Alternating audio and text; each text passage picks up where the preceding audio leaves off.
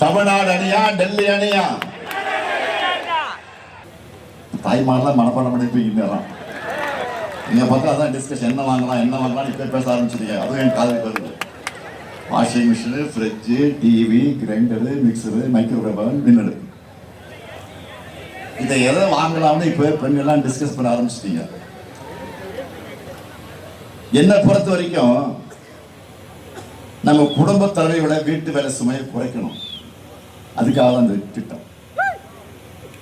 நீங்க ஒரு தாய்மார்கள் இருக்கீங்க, ஒரு புடவை வாங்குறதுக்கு கடைக்கு போறீங்க. கடைக்கு போய் இந்த புடவை வாங்கலாமா வேண்டாமா அப்படின்னு திங்க் பண்ணுவீங்க. நல்ல கலரா, இது மேட்ச் ஆகுமா, சாயம் போகுமா, தண்ணியில் போட்டால் சுருங்குமா, அதை தொட்டு பார்த்து தடவை பார்த்து இதுனா சிலுக்கா நைலக்ஸா காட்டனா இவ்வளவும் பார்த்துட்டு அவன் ஒரு புடவை வாங்க ஒரு 230 ரூபா எடுத்து கீழே போடுவான் கடைக்காரன். ஒரே ஒரு புடவை அதை வாங்குவீங்க.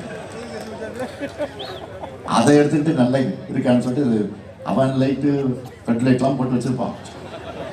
நம்ப மாட்டீங்க, வெளியில் எடுத்துட்டு வந்து சூரிய வெளிச்சத்தில் பார்ப்பீங்க. இந்த வெளிச்சத்தில் சூரிய வெளிச்சத்தில் எப்படி தலைவர் கலைஞர் சொன்னபடியே கலர் டிவியும் கேஸ் அடுப்பும் கொடுத்தாரோ,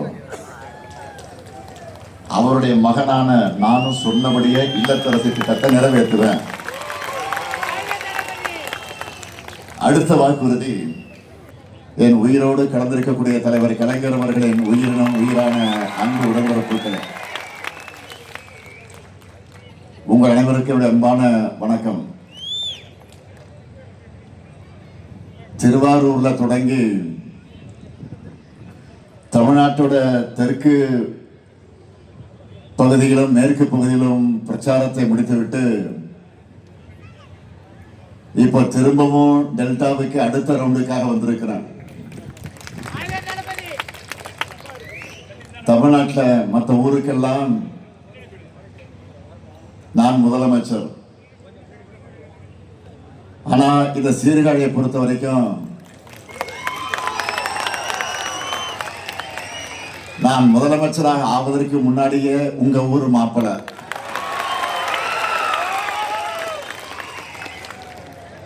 ஏழாவது முறையா திராவிட முன்னேற்ற கழக அரசு அமைய, திராவிட மாடல் 2.0 ஆட்சி அமைய உங்க ஊர்ல பொண்ணெடுத்த உரிமையோடு உங்க ஊர் மருமகனா வாக்கு கேட்க வந்திருக்கேன். அது மட்டுமல்ல, இங்க தலைவர் கலைஞர் பிறந்த திருக்குவளை இருக்கக்கூடிய நாகப்பட்டினத்திலிருந்தும் வந்திருக்கீங்க. இங்க எத்தனை பேர் நாகப்பட்டினம் கையை உயர்த்துங்க பார்ப்போம். நன்றி. நாகை எப்பவும் திமுக வாகை சூடுகிற மாவட்டம். அதே போல 1000 ஆனாலும் 1000 ஆகாதுன்னு சொல்லுவாங்க. நம்ம மயிலாடுதுறை மாவட்டத்திலிருந்து எத்தனை பேர் கையை உயர்த்தி பார்ப்போம். கௌதமன் பாத்தீங்களா?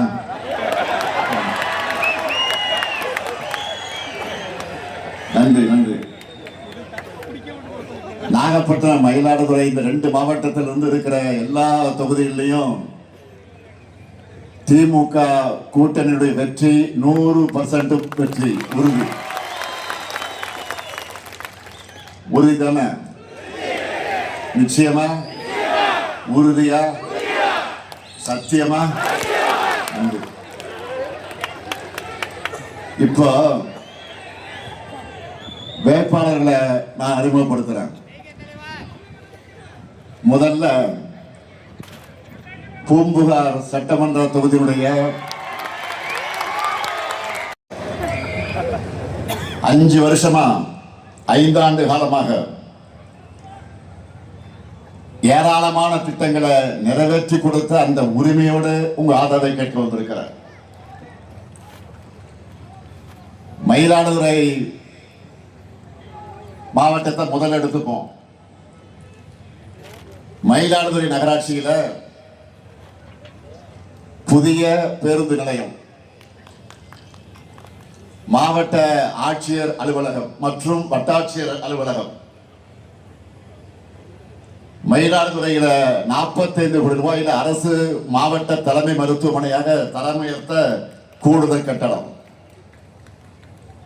சீர்காழி அரசு மருத்துவமனையில தீவிர சிகிச்சை பிரிவு கட்டடம், பூம்புகார் கடற்கரையில சுற்றுலா வளாகம் அதனுடைய மேம்பாடு,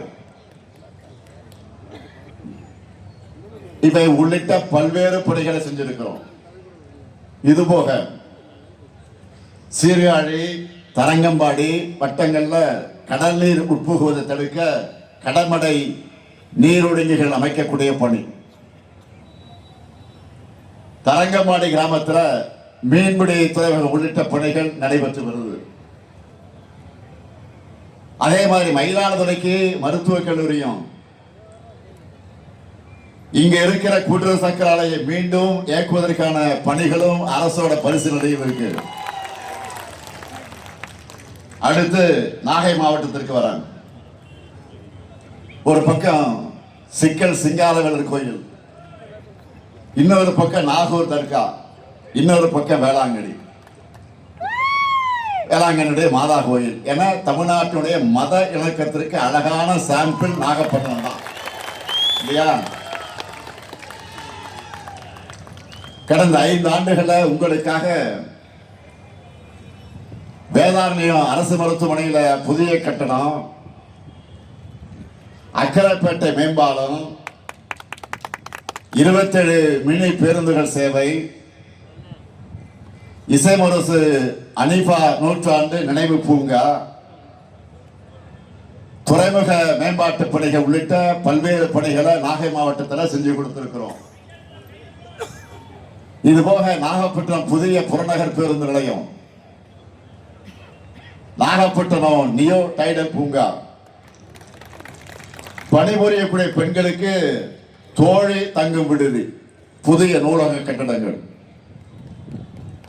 பிரதாபராமபுரம் நீல கடற்கரை திட்டம்னு பல பணிகள் அடுத்தடுத்து நடந்துகிட்டு இருக்கு. இது மட்டுமல்லாம தஞ்சை, திருவாரூர், மயிலாடுதுறை, நாகை உள்ளடக்கிய வேளாண் தொழில் பெருந்தடம் அமைக்க விரிவான திட்ட அறிக்கை அறிவிப்பையும் வேளாண் பட்ஜெட்ல அறிவிச்சிருக்கிறோம். மீனவர்கள் நிறைஞ்ச மாவட்டம் இது. நாகை மாவட்டம் நம்பியார் நகர்ல மீனவ சொந்தங்களை சந்திச்சு நான் பேசினப்போ, மீனவர்களுடைய நல்வாழ்வுக்காக 576 கோடியே 73 லட்சம் ரூபாய் செலவுல பல திட்டங்களை நான் சட்டப்பேரவையில அறிவிச்சப்போ, நாகையிலிருந்து நீங்கள்லாம் நன்றி சொல்லி எனக்கு வாழ்த்து சொன்னப்போ மகிழ்ச்சியா இருந்துச்சு. அதை என்னால் இன்னமும் மறக்க முடியல. அதே போல 4000 திருக்கோயில்களுக்கு நம்ம திராவிட மாடல் ஆட்சியில குடமுழுக்கு நடத்தி இருக்கிறோம். அதுல 2000வது குடமுழுக்கு நம்ம மயிலாடுதுறை கீழப்பரசலூர் விரட்டேஸ்வரர் கோயில் தான் அதெல்லாம் நடத்தணும். 3000வது குடமுழுக்கு எங்க நடந்துச்சுன்னா நாகை மாவட்டம் திருப்புகலூர் அக்னீஸ்வரர் கோயில தான் நடத்தணும். இப்படி 2 மாவட்டத்திலையும் மீனவர், இளைஞர், உழவர்கள், மகளிர், பக்தர்கள் யாரையும் விடாம எல்லோருக்காகவும் நன்மைகளை செஞ்சு தந்துட்டு கம்பீரமா தெம்போட திராணியோட உங்ககிட்ட நான் ஆதரவு கேட்கிறேன். ஆனா இப்படி பேசுறதுக்கு எந்த கண்டென்ட் இல்லாம கண்டதையே பேசுகிற ஒரு எதிர்கட்சி தலைவரா பழனிசாமி வளம் வந்து கொண்டிருக்கிறார். நாள்தோறும் கருத்து கணிப்புகள் முடிவுகள்லாம் வந்துகிட்டு இருக்கு இல்லையா? அதுல திமுக கூட்டணி வெற்றி எண்ணிக்கை கூட கூட தோல்வி பயத்துல பழனிசாமி தரம் கீழே கீழே இறங்கிட்டு போகுது. கூவத்தூர்ல எம்எல்ஏக்களை ஏலம் எடுத்து முதலமைச்சரானவர் அவர். அந்த பதவியில் இருக்க தகுதியே இல்லைன்னு சொல்லி நீங்க எல்லாம் தோக்கடிச்சீங்க. இப்ப அவரே முதலமைச்சரா மட்டும் இல்ல, எதிர்க்கட்சி தலைவராக இருக்கவும் தனக்கு தகுதி இல்லை என்பதை போல நடந்து கொள்கிறார். தன்னுடைய தராதரம் இல்லாத பேச்சுக்களால் தன்னையும் தன்னுடைய கட்சியையும் மக்கள் கிட்ட அசிங்கப்படுத்திக் கொண்டிருக்கிறார். 2026 தேர்தல் முடிவுகள் பழனிசாமி என்ற அசிங்கத்தை அரசியலிருந்த துடை தெரியணும். எவ்வளவு பிரச்சனை நடந்துகிட்டு இருக்கு. ஒன்றிய பாஜக அரசு மும்மொழி கொள்கையை கட்டாயமாக்குறாங்க. கிறிஸ்துவ தொண்டு நிறுவனங்களையும் சர்ச்சுகளையும் குறி வச்சு FCRA சட்ட திருத்தம் கொண்டு வர பார்க்கிறாங்க. பல மாநிலங்களில் தேர்தல் நடந்துட்டு இருக்க சமயத்தில் நாடாளுமன்றத்தை அவசரமாக கூட்டி தொகுதி மறுவரையை செய்ய துடிக்கிறாங்க. தமிழ்நாடு உள்ளிட்ட தென் மாநிலங்கள்லாம் கடுமையான பாதிப்பை சந்திக்க போகுது. முக்கியமான அரசியலமைப்பு சட்ட திருத்தங்கள் அவசரமாக செய்ய போறாங்க. இதை நாம் கண்டிச்சு பல்வேறு மாநிலங்களுக்கு தேர்தல் நடக்க இருக்கிற இந்த சமயத்தில் எதுக்கு இந்த அவசரம்னு கேட்கிறோம். இந்தியாவில் இருக்க எல்லா தரப்பும் இதே கேட்கிறாங்க. ஆனா இதற்கு அவரிடத்தில் பதில் இல்லை. தொகுதி மறுவரையால வட மாநில தொகுதி எண்ணிக்கை மிக மிக அதிகமாகும். தமிழ்நாடு உள்ளிட்ட தென் மாநிலங்களுக்கும் உத்தரப்பிரதேசம், பீகார் போன்ற வட மாநிலங்களுக்கும் தொகுதி எண்ணிக்கையில பெரிய இடைவெளி உண்டாகும். இது அநியாயம் என்று எச்சரிக்கிறோம். கர்நாடகத்துடைய முதலமைச்சர் சித்தராமையா அவர்களும், கேரள முதலமைச்சர் நம்முடைய சகோதரர் பினராயி விஜயன் அவர்களும் தொகுதி மறுவரைய தொடர்பா நான் நீண்ட காலமாக வெளிப்படுத்தி வரக்கூடிய அந்த அச்சத்தை அவரும் கேள்வியாக எழுப்பி இருக்கிறார். இதை எதை பற்றியும் வாய் திறந்து பேச வக்கில்லாமல் இருக்கிறார் பழனிசாமி. அதுக்கு காரணம் என்ன? அதிமுகவையும் பழனிசாமியும் குத்தகைக்கு எடுத்திருப்பது யாரு? பாஜக. குத்தகைக்கு எடுத்திருப்பது யாரு? பாஜக. அதாவது டெல்லி டீம். அந்த டீம்ல இருந்து இப்ப அடிக்கடி ஒன்றிய அமைச்சர்களும் பாஜக முதலமைச்சர்களும் தமிழ்நாட்டுக்கு படையெடுத்து வந்துட்டு இருக்கிறாங்க. அவங்க கிட்ட நான் கேட்ட கேள்விக்கும் நான் விட்ட சவாலுக்கும் பதில் இருக்கா? இல்ல. நான் கேட்கிறேன், தொகுதி மறுவரையில் தமிழ்நாட்டுக்காக குரல் கொடுக்காத பழனிசாமி வேற எதுக்காகத்தான் பேசுவாரு? தமிழ்நாட்டில் திமுக ஆட்சியில இருப்பதால் தானே தொகுதி மறுவரை பற்றி பாஜக அரசு அறிவிக்கிறதுக்கு முன்னாடியே விழிப்புணர்வு நாம ஏற்படுத்தணும். அனைத்து கட்சி கூட்டத்தை கூட்டின இந்தியா முழுக்க இருந்து முதலமைச்சர்களை சென்னைக்கு அழைச்சி கூட்டு நடவடிக்கை கூட்டத்தை நடத்தி தீர்மானங்கள் நிறைவேற்றி ஒன்றிய அரசுக்கு அனுப்பி வச்சோமே. ஏன் சட்டமன்றத்தில் தீர்மானத்தை கொண்டு நிறைவேற்றணும்? ஒருவேளை பழனிசாமி ஆட்சியாக இருந்திருந்தான் தமிழ்நாட்டை கூறு போட்டு வித்திருப்பார். நல்ல வேலை இல்லை. வர்ற தேர்தலையும் பழனிசாமியும் என்டிஏ கூட்டணியும் ஒரு தொகுதியை கூட ஜெயிக்க கூடாது. இதுக்காக மட்டும் இல்ல, தமிழ்நாட்டுக்கு ஒன்றிய அரசு எந்த சிறப்பு திட்டத்தையும் செய்கிறது என சொல்லி வருகிறோம். அதற்கு ஆதாரமா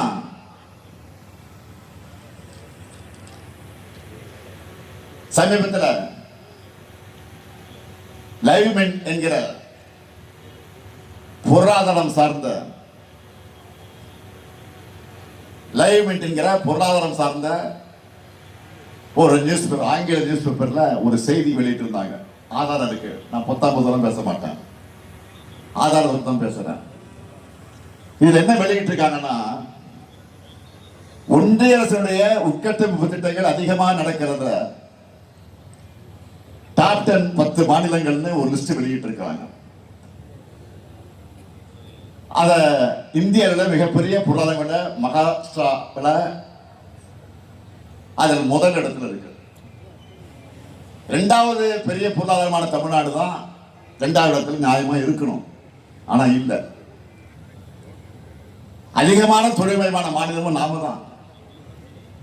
ஆனா அதிர்ச்சிக்குரிய செய்தி என்னன்னா, முதல் 10 இடத்துல தமிழ்நாடு எங்கேயுமே இல்லை. ஒன்றிய அரசு தமிழ்நாடு என்கிற இந்தியாவுடைய வளர்ச்சி என்கிற எந்த அளவுக்கு வஞ்சிக்குது என்பதற்கு இதை விட ஒரு சான்று வேணுமா? வரி கட்டுறதுக்கு மட்டும் தமிழ்நாட்டு மக்கள் பணம் வேணும். ஆனா எங்களுக்கு எந்த திட்டமும் கிடையாதா? சிறப்பு திட்டமும் கிடையாது. பட்ஜெட்ல தமிழ்நாட்டுக்கு முட்டை தான் போடுறாங்க. ரயில்வே திட்டங்களையும் தமிழ்நாட்டுக்கு பட்டை தான் போடுறாங்க. இதுல நேற்று மதுரைக்கு வந்த மகாராஷ்டிராவுடைய பாஜக முதலமைச்சர் பட்னவிஸ் என்ன சொன்னார் பாத்தீங்களா? நான் இன்னைக்கு அதுக்கு ட்விட்டர்ல செய்தி போட்டிருக்கிறேன். மதுரைக்கு ஏன் மெட்ரோ நிராகரிக்கப்பட்டுச்சு என்று செய்தியாளர் கேட்கிறாங்க. யார்கிட்ட? மகாராஷ்டிராவுடைய முதலமைச்சர் இடத்துல. ஏன் மெட்ரோவை கேன்சல் பண்ணீங்கன்னு. அதுக்கு அவர் சொல்றாரு, மதுரையில பாஜக எம்எல்ஏ வெற்றி பெற்றால் மதுரைக்கு மெட்ரோ கிடைக்கும் பேசுறாரு. முதல்ல கேட்கிறேன், அவருக்கு மதுரை மெட்ரோவுக்கு என்ன சம்பந்தம்? அவர் என்ன பிரதமரா? இல்ல அந்த துறையை சார்ந்த ஒன்றிய அமைச்சரா? அரசியலமைப்பின் மீது உறுதிமொழியற்ற ஒரு மாநிலத்துடைய முதலமைச்சராக இருக்கக்கூடிய பேசுற பேச்சா இது? பாஜக ஜெயிக்க வச்சாதான் உங்களுக்கு மெட்ரோ தருவன்னு வெளிப்படையா கட்ட பஞ்சாயத்து பண்றாரு திரு பட்னாவிஸ் அவர்களே. இப்படி பிளாக்மெயில் பண்ண உங்களுக்கு வெக்கமே இல்லையா? எதிர்கட்சி தலைவர் பழனிசாமி அவர்கள் இதுக்கு என்ன பதில் வச்சிருக்கிறாரு? இப்பவாச்சும் வாய் திறந்து மக்கள் பிரச்சனை பேசுவீங்களா? இல்ல வழக்கம் போல உங்க சொந்த கதை சோக கதை தான் பேச போறீங்களா? அது மட்டும் இல்ல, ஒன்றிய அரசு செய்கிற சில வேலையும் ஒழுங்கா செய்யறது இல்ல. நேற்றைக்கு கூட இங்க பக்கத்துல கொள்ளிட ஆற்றின் குறுக்க 6500 கோடி ரூபாய் மதிப்புல ஒன்றிய அரசு கட்டின மேம்பாலம் உள்வாங்கி சேதமடைந்திருக்கு இல்லையா? சீர்காழி சிதம்பரம் இடையே போக்குவரத்து பாதிப்படைந்திருக்கு. போ இதே மாதிரிதான் இந்தியா முழுக்க இவங்க கட்டுறதெல்லாம் திறந்த கொஞ்ச நாள்ல இடிஞ்சு விழுது. நிறைய இடத்துல திறக்கிறதுக்கு முன்னாடியே கொலாப்ஸ் ஆகுது. பிரதமர் மோடி அவருடைய குஜராத்திலேயே மோர்பி பாலம் இடிஞ்சு விழுந்து 140 பேர் பரிதாபமாக இறந்து போனாங்க. இப்படி என்னால பெரிய லிஸ்டே போட முடியும். இப்படி ஊழலும் பொறுப்பின்மையும் அலட்சியம் நிறைந்த அரசு தான் ஒன்றிய பாஜக அரசு. இவங்க எல்லாரும் எந்த முகத்தை வச்சுக்கிட்டு தமிழ்நாட்டுக்கு வந்து நம்ம விமர்சிக்கிறாங்க, வாக்கு கேட்கிறாங்கன்னு தெரியல. பாஜகவோட ஒரே நோக்கம் தமிழ்நாடு வளரக்கூடாது. ஆனா அதையெல்லாம் மீறித்தான் இந்த முத்துவேல் கருணாநிதி ஸ்டாலின் இந்தியாவிலே அதிக எண்ணிக்கையிலான திட்டங்களை நிறைவேற்றி காட்டியிருக்கிறார். முத்திரை திட்டங்களே எக்கச்சக்கமா இருக்கு. அந்த பட்டியலெல்லாம் பல கூட்டங்களில் தொடர்ந்து நான் சொல்லிட்டு வரேன். அந்த திட்டங்களை எடுத்து மேலும் விரிவுபடுத்துகிற மாதிரியா இன்னும் பல புதிய திட்டங்களை கொண்ட தேர்தல் அறிக்கையை வெளியிட்டு இருக்கணும். அதாவது 2026 தேர்தலுடைய சூப்பர் ஸ்டார் தான். ரஜினி படத்துல பாட்டு இருக்கும், சூப்பர் ஸ்டார் யாருன்னு கேட்டா திமுக தேர்தல் அறிக்கைன்னு சொல்லுவோம். நான் பிரச்சாரத்துக்கு கிளம்புறதுக்கு முன்பே நம்ம சூப்பர் ஸ்டார் நமக்காக பிரச்சாரத்தை ஸ்டார்ட் பண்ணிட்டார். இந்த சூப்பர் ஸ்டார் சொல்றேன், தேர்தல் அறிக்கை சூப்பர் ஸ்டார். வாக்கு எண்ணப்படக்கூடிய மே 4 கல்யாண நாள்னா தேர்தல் அறிக்கை வெளியிட்ட நாள் தான் நம்ம வெற்றிக்கு நிச்சயதார்த்த நாள். நல்லா புரிஞ்சுக்கிட்டீங்களா? வாக்கு எண்ணப்படக்கூடிய மே 4 கல்யாண நாள், மேரேஜ் டே அன்னைக்கு எல்லாருக்கும் கல்யாண நாள் அன்னைக்கு ரொம்ப விசேஷமான நாள் சொல்லுவாங்க கல்யாண நாள்னு. நான் தேர்தல் அறிக்கை வெளியிட்ட நாள் தான் நம் வெற்றிக்கு நிச்சயதார்த்த நாள். அப்படிப்பட்ட தேர்தல் அறிக்கையோட டாப் அறிவிப்பு முக்கியமான அறிவிப்புகளை மட்டும் இப்ப சொல்றேன். முதல்ல இல்லத்தரசி திட்டம். ஃபர்ஸ்ட் பாலே சிக்ஸர் தான். எப்படி ஃபர்ஸ்ட் பாலே சிக்ஸர் தான். இல்லத்தரசி திட்டத்தில் எவ்வளவு ரூபாய்க்கு கூப்பன் தர போறோம்? எவ்வளவு? 8000 ரூபாய்க்கு கூப்பன். இந்த கூப்பனை வச்சு உங்களுக்கு தேவைப்படக்கூடிய வீட்டு உபயோக பொருட்கள் புதுசா வாங்கிக்கலாம், இல்லைன்னா பழைய பொருளை எக்ஸ்சேஞ்ச் பண்ணி புது பொருளையும் வாங்கிக்கலாம். உங்களுக்கு பிடிச்ச கடையில உங்களுக்கு பிடிச்ச பிராண்டை வாங்கிக்கலாம். என்னென்ன பொருள்? Washing machine, fridge, TV, grinder, mixie, microwave அவன், மின் அடுப்பு. இன்னொரு சொல்லட்டுமா? வாஷிங் மிஷின், ஃப்ரிட்ஜு, தாய்மாரெலாம் மனப்பாடம் பண்ணிருப்பீங்க. நீங்க பார்த்தா அதான் டிஸ்கஷன், என்ன வாங்கலாம் இப்போ பேச ஆரம்பிச்சிருக்கீங்க. அதுவும் என் காதுக்கு வருது. Washing machine, fridge, TV, grinder, mixer, microwave அவன், மின் அடுப்பு. இதை எதை வாங்கலாம்னு இப்போ பெண்கள்லாம் டிஸ்கஸ் பண்ண ஆரம்பிச்சிட்டீங்க. என்னை பொறுத்த வரைக்கும் நம்ம குடும்ப தலைவியோட வீட்டு வேலை சுமையை குறைக்கணும். அதுக்காக தான் இந்த திட்டம். நீங்க ஒரு தாய்மார்கள் இருக்கீங்க, ஒரு புடவை வாங்குறதுக்கு கடைக்கு போறீங்க. கடைக்கு போய் இந்த புடவை வாங்கலாமா வேண்டாமா அப்படின்னு திங்க் பண்ணுவீங்க. நல்ல கலரா, இதனால மேட்ச் ஆகுமா, சாயம் போகுமா, தண்ணியில் போட்டால் சுருங்குமா, அதை தொட்டு பார்த்து தடவை பார்த்து இதுனா சிலுக்கா, நைலக்ஸா, காட்டனா, இவ்வளவும் பார்த்துட்டு அவன் ஒரு படம் வாங்க ஒரு 250 ரூபாய் எடுத்து கீழே போடுவான் கடைக்காரன். ஒரே ஒரு படம் அதை வாங்குவீங்க. அதை எடுத்துக்கிட்டு நல்ல இருக்கான்னு சொல்லிட்டு அவன் லைட்டு ஃபெட் லைட்லாம் போட்டு வச்சிருப்பான். நம்ப மாட்டீங்க, வெளியில் எடுத்துட்டு வந்து சூரிய வெளிச்சத்தில் பார்ப்பீங்க. இந்த வெளிச்சத்தில் சூரிய வெளிச்சத்தில் எப்படி தலைவர் கலைஞர் சொன்னபடியே கலர் டிவியும் கேஸ் அடுப்பும் கொடுத்தாரோ, அவருடைய மகனான நானும் சொன்னபடியே இல்லத்தரசி திட்டத்தை நிறைவேற்றுவேன். அடுத்த வாக்குறுதி உரிமை தொகை. இப்ப மாசம் 1000 ரூபாய் என்பது 1,31 லட்சம் சகோதரிகளுக்கு வந்துகிட்டு இருக்கு, பேங்க்ல வந்துகிட்டு இருக்கு. கலைஞர் மகளிர் உரிமை தொகை இப்ப எவ்வளவு ஆக போகுது தெரியுமா? 2000. திராவிட மாடல் ஆட்சியில் மாசம் 2000 ரூபாய் உரிமை தொகை.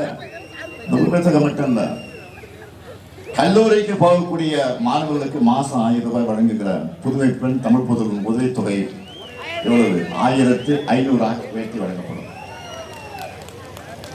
அடுத்த முதியோர், மாற்றுத்திறனாளிகள், ஆதரவற்ற பெண்கள் என எல்லா உதவித்தொகைகளும் இனி 2 மடங்கா உயர்த்தி வழங்கப்படும். மீன்பிடி தடைக்கால சிறப்பு நிவாரண தொகை 8000 ரூபாயிலிருந்து 12000 ரூபாய் ஆகும். மீன்பிடி குறைவுகால சிறப்பு நிவாரண தொகை 6000 ரூபாயிலிருந்து 9000 ரூபாய் உயர்த்தி வழங்கப்படும். மீனவர்களுக்கு மகிழ்ச்சி தானே?